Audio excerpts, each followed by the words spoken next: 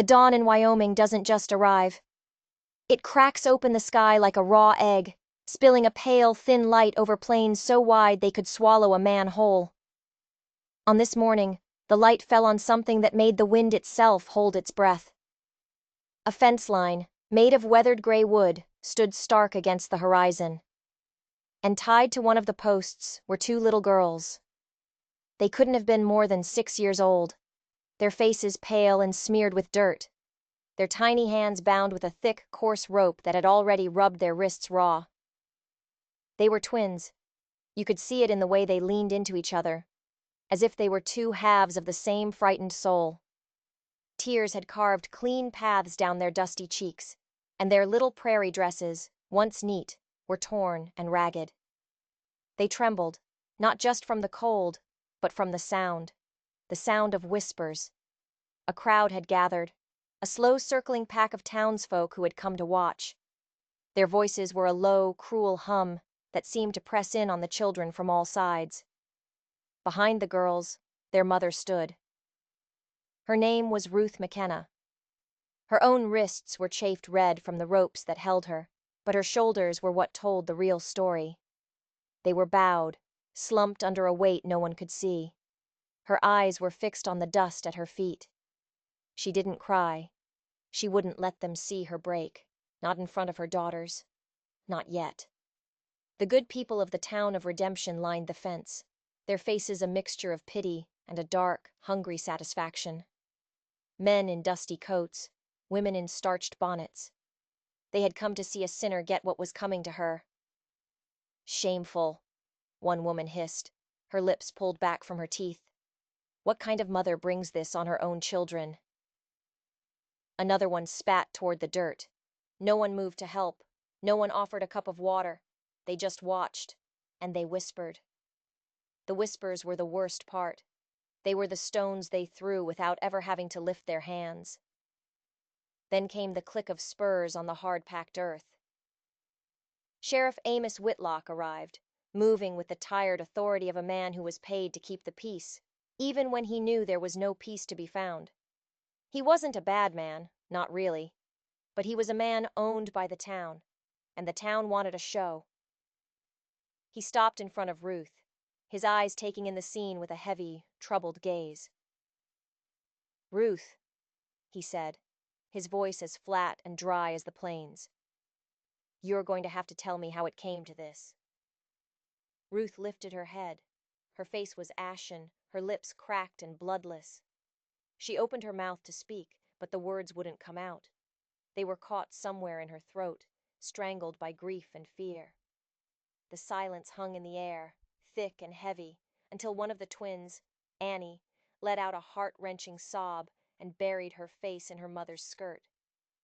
The other twin, June, just held her sister's hand tighter, her knuckles white, her eyes locked on the sheriff's dusty boots. Finally, Ruth's voice emerged, a dry rasp that was barely more than a whisper. "I have no words." The crowd stirred, a ripple of scorn passing through them. A woman named Mabel Harper, the town's self-appointed judge of all things moral, pushed her way to the front. Her voice was like the crack of a whip.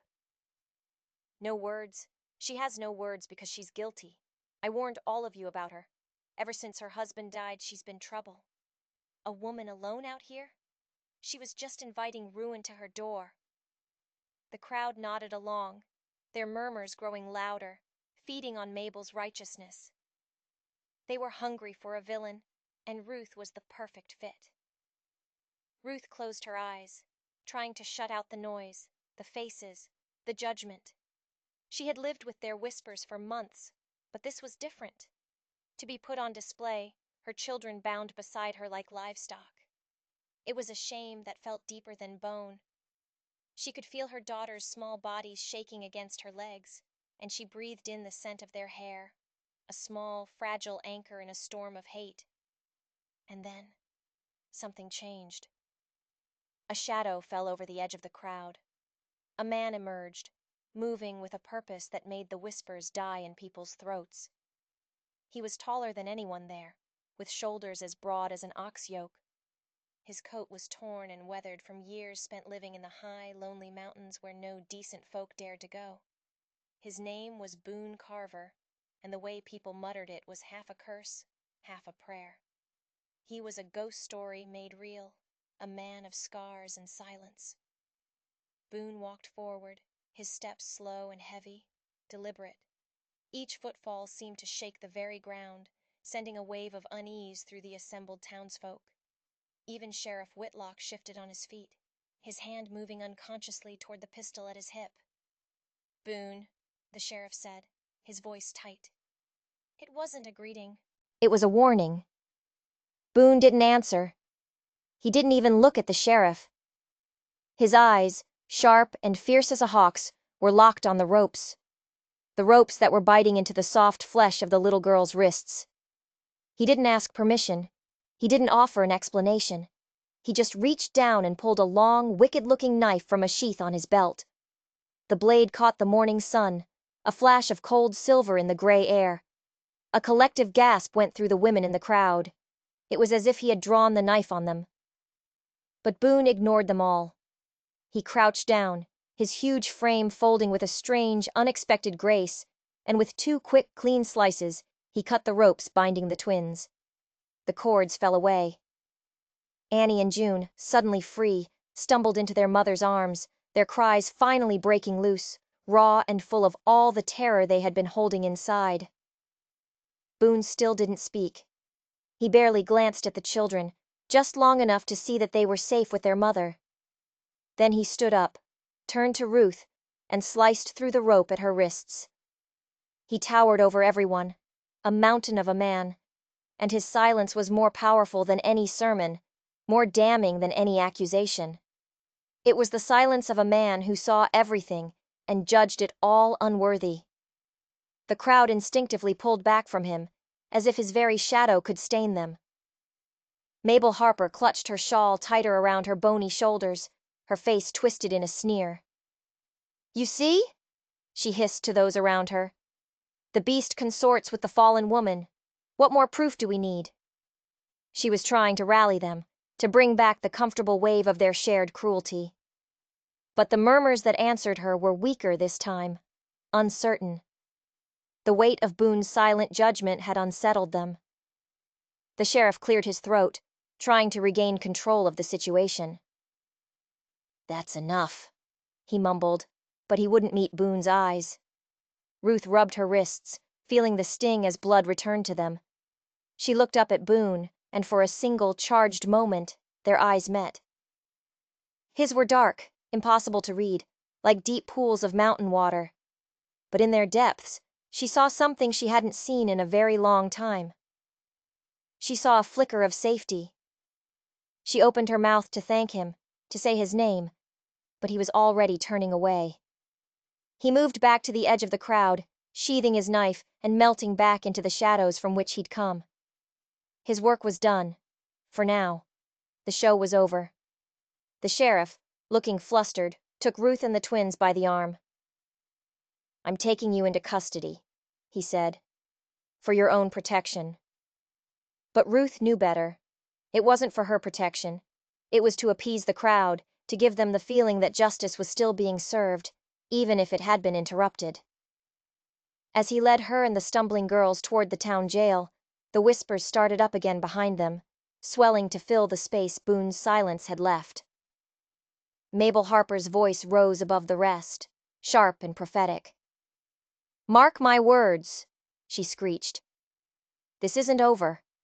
A man like that doesn't just appear for no reason. There's a darkness on that woman, and it's going to swallow us all." The jail cell was cold and damp, smelling of rust and old regrets. A single lamp cast long, dancing shadows on the stone walls. Ruth sat on the edge of the hard cot, her daughters curled up against her, finally asleep. She gently stroked their hair, humming a lullaby whose words she had long forgotten. Outside, the town was still alive. Laughter from the saloon echoed down the street, sharp and ugly. The whispers had found a home there, growing bolder with every glass of whiskey. She was the talk of the town, the fallen woman, the sinner. The shame of it all felt like a physical weight, a shroud she couldn't cast off. She closed her eyes, but the image of the crowd's faces was burned into the back of her eyelids. Then she heard it. A soft creak as the heavy oak door to the jailhouse opened. She tensed, her arms tightening around her sleeping children. A figure stood silhouetted in the doorway. It was Boone. He moved with a silence that was unnatural for a man his size, like a predator in his own domain. In his arms, he carried a small bundle. He walked over to her cell, and without a word, placed it on the floor just inside the bars.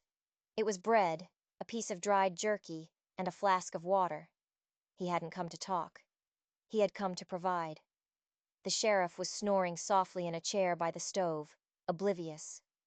Boone's large, scarred hand rested on the iron bars for a moment, his fingers curled around the cold metal.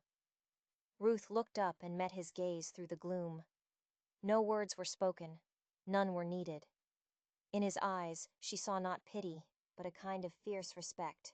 It was an offering, a recognition of her strength, of her survival. He was giving her back a piece of the dignity the town had tried so hard to strip away. Then, as quietly as he had appeared, he was gone, his footsteps fading into the vast, dark silence of the Wyoming night. Days blurred into a monotonous rhythm of fear and waiting. The twins grew quiet and pale, their laughter silenced by the oppressive gloom of the jail. Through the single-barred window, Ruth could hear the town's verdict being delivered every day in the market, in the saloon, in the church. The stories grew with each telling. She was a witch. She had driven her husband to his death. She was cursed. She tried to block it out, to build a wall of silence in her own mind, but the words seeped through like a poison. Her heart felt like it was withering inside her chest. But whenever the despair threatened to pull her under, she would close her eyes and see it again. The flash of Boone's knife. The clean, swift cut that had severed not just the ropes, but the hold of the entire town over her. It was a single act of defiance in a world that demanded submission, and it had become her lifeline. On the Saturday before Sunday service, she heard Mabel Harper's voice slice through the afternoon air, right outside the jail.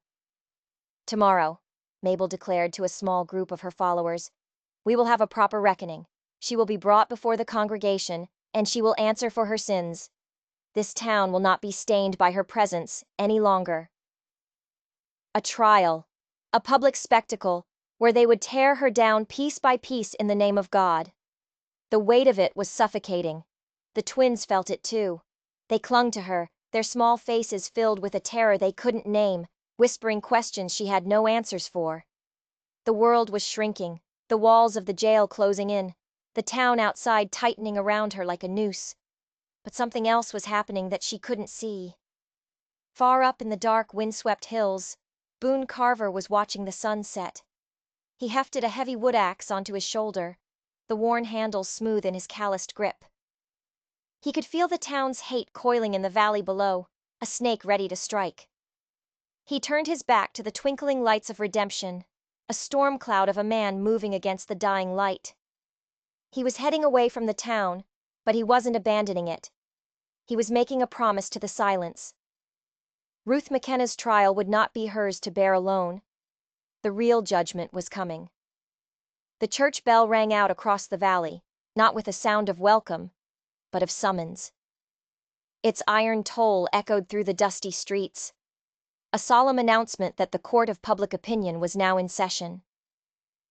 The sound found its way through the bars of the jailhouse window, and Ruth McKenna flinched. Her daughters, Annie and June, pressed closer, their small hands gripping the fabric of her dress. They knew what that sound meant. The sheriff appeared at the cell door, his face grim, his hat pulled down low as if to hide his own shame. "It's time," he said, his voice devoid of emotion.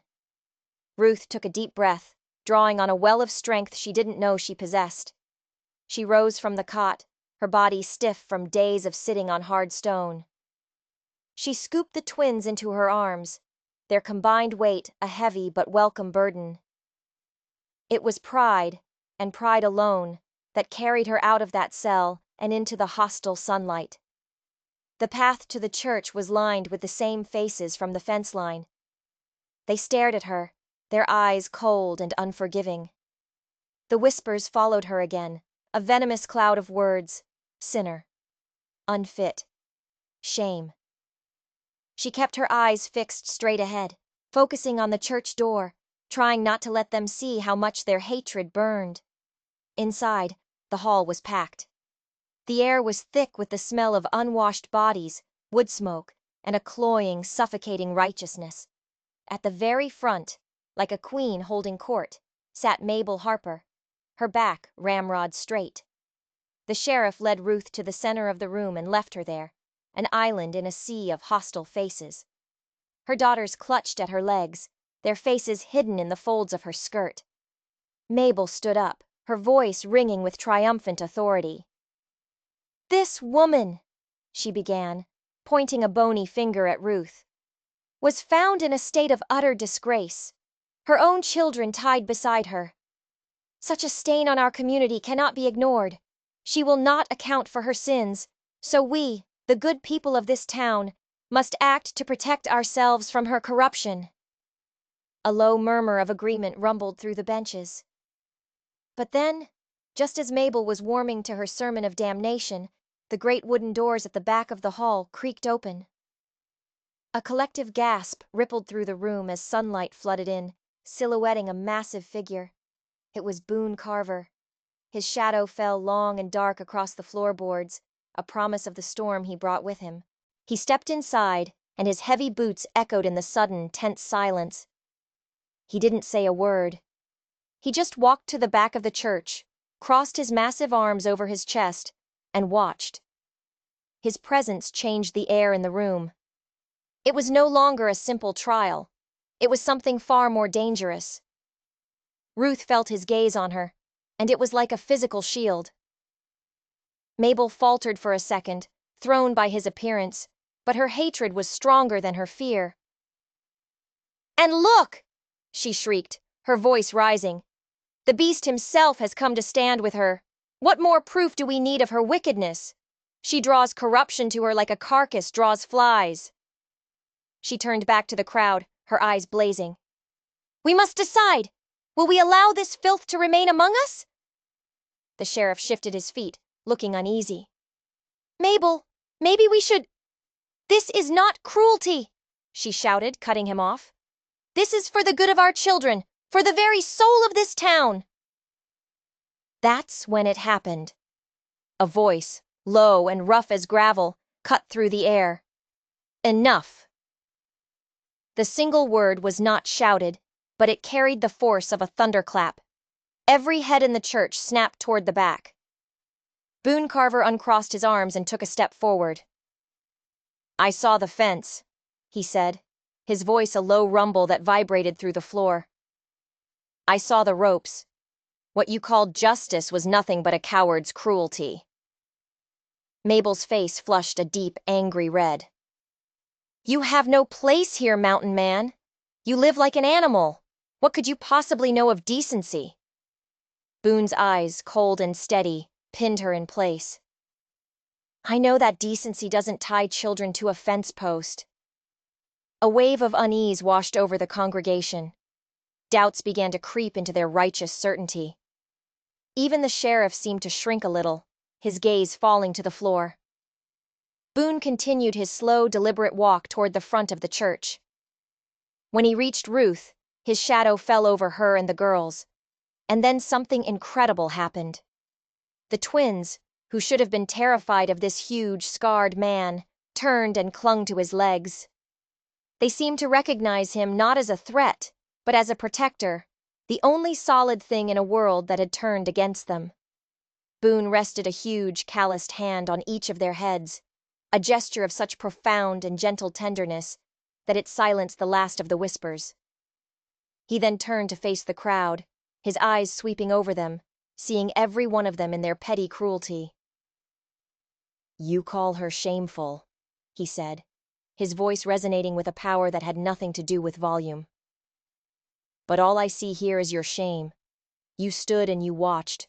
You whispered and you pointed. You tied her dignity to that post far tighter than any rope. His words were like hammer blows, each one landing with devastating accuracy. A farmer in the front row bristled. "You don't get to speak for us, mountain man," he spat. Boone took a step toward him, and the farmer shrank back. "Then who will?" Boone challenged, his voice dropping to a dangerous growl. "Who among you will stand for these children against your own scorn?" He scanned the room, his gaze a challenge. No one moved, no one spoke. The silence was absolute, thick with guilt and shame. Mabel Harper's lips trembled, but for the first time, she had nothing to say. The sheriff cleared his throat, his voice suddenly weak. "The mountain man. He's right. This has gone too far." Ruth felt a breath she didn't even know she was holding rush out of her. For the first time in what felt like a lifetime, she lifted her head high, her eyes clear and defiant. She looked at Boone, and he looked back at her. In that shared glance, 1,000 words were spoken. He had given her back her name. He had given her back her life. Boone then did something that sent a shockwave through the church. He reached out and gently, with his rough fingers, tilted Ruth's chin up. It was a small gesture, but it was an unmistakable declaration. He was with her. She straightened her back, her shoulders no longer bowed by the weight of their judgment. The town doctor, a weary but good man named Holleran, slowly rose to his feet. "There is no sin here," he said, his voice firm and clear, "except for the one we have all allowed to happen. Let this woman and her children go in peace." The sheriff, looking relieved to have a way out, nodded quickly. "So be it." Boone stepped beside Ruth, his arm brushing against hers. He didn't take her hand, but he didn't need to. His presence was all the support she needed. Together, with the twins still clinging to Boone's legs, they turned and walked down the central aisle. The townsfolk parted for them, their faces a mixture of awe, fear, and a dawning terrible shame. They didn't dare speak. They didn't dare even meet their eyes. The heavy church doors swung open, and the bright, clean sunlight poured in, washing over them as they stepped outside into the fresh air. Ruth took a deep breath, filling her lungs with freedom. Behind them, the church remained silent, its congregation humbled and broken by the simple, undeniable truth that a wild man from the mountains had more decency than all of them combined. A moment later, a sound broke the silence. It was the sound of a child's laughter, fragile and beautiful. Then another. Annie and June were laughing, their faces turned up to the sun. Boone walked beside them, his familiar silence no longer feeling like a wall, but like a promise. A promise of a new beginning, forged in the fires of a town's cruelty and redeemed by the courage of one man. What started with ropes had ended in a silence more powerful than any judgment. It was the start of a new story, one where a broken family might just find a way to become whole again, under the watchful eye of the man from the mountain. If you enjoyed this story, don't forget to like and subscribe for more tales of justice from the Wild West.